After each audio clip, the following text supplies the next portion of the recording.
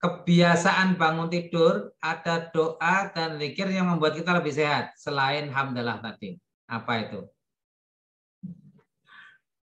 Assalamualaikum warahmatullahi wabarakatuh. Hari yang ceria, bertemu kembali dengan Dr. Bambang UMY. Kali ini saya akan mengajak Anda sekalian untuk membicarakan tentang hal yang sangat penting, yaitu kebiasaan bangun tidur yang akan membuat kita semakin sehat, bahagia, dan selamat. Mau kan? Baik, kita simak.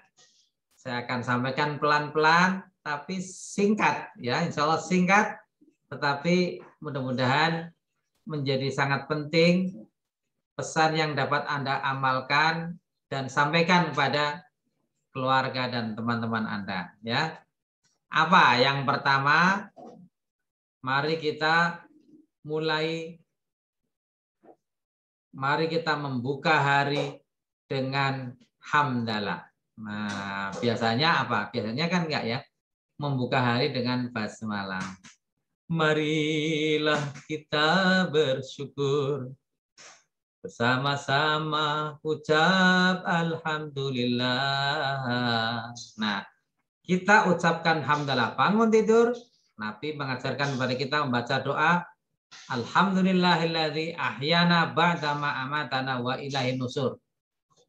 Segala puji bagi Allah yang telah membangkitkan, yang telah menghidupkan kembali kami setelah kami dimatikan. Mengapa kok dimatikan?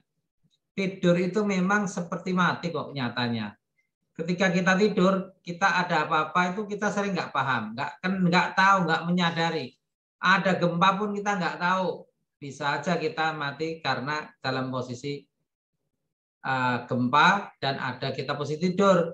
Kita nggak sempat lari. Na'udzubillah min dzalik. Ya, jadi alhamdulillah alladzi ahyana ba'da ma amatana wa ilaihin nusyur.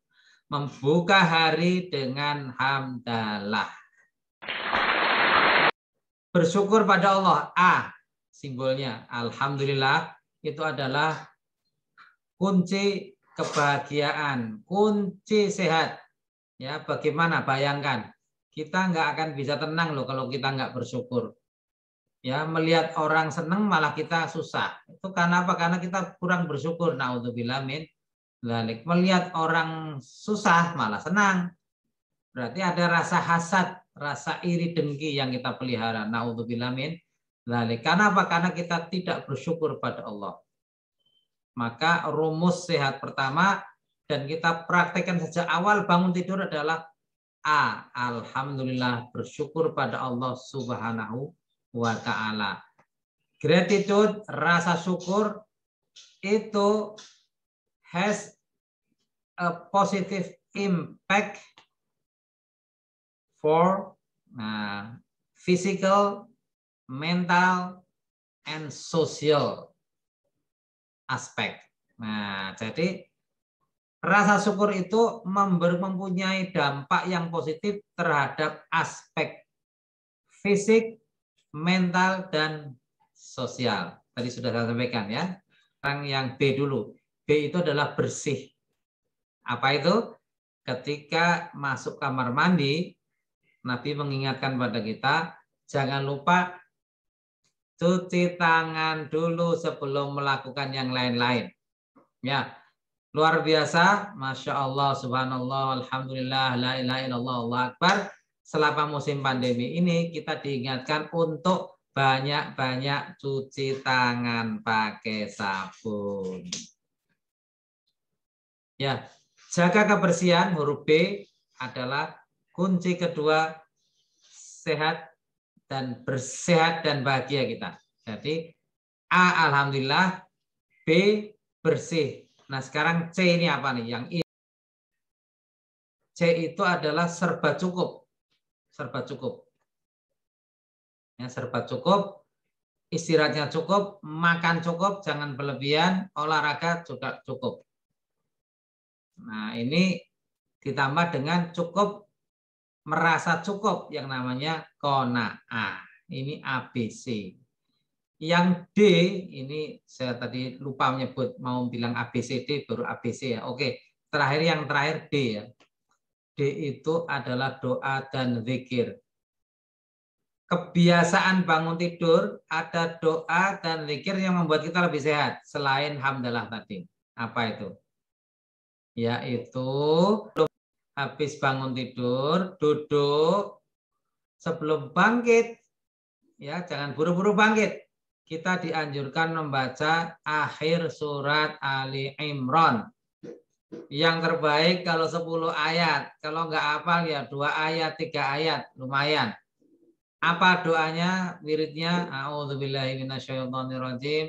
Inna fi khalqis samawati wal ardi wakhtilafil laili wan nahari la ayatil liulil albab alladzina yadhkuruna Allah qiyaman wa qu'udan wa 'ala junubihim wa yatafakkaruna fi khalqis samawati wal ard rabbana ma khalaqta hadza batilan subhanaka faqina adzabannar. Ya, kita menyadari bahwa dalam penciptaan langit dan bumi, dalam pergiliran siang dan malam, itu ada tanda-tanda kekuasaan Allah yang maha besar. Lalu kita menyadari bahwa semuanya diciptakan Allah mesti ada hikmahnya, tidak ada hal yang sia-sia. Kita akhiri dengan pengakuan, dengan doa, Rabbana ma khalaqta hadza batilan subhanaka faqina adzabannar. Ya Allah, tidaklah Engkau menciptakan segala sesuatu ini dengan sia-sia, maka jauhkanlah kami dari api neraka. Tapi yang menarik, saudara, dalam keadaan duduk kita membaca ayat itu dan tidak segera bangkit untuk menuju kamar mandi, itu punya manfaat yang luar biasa.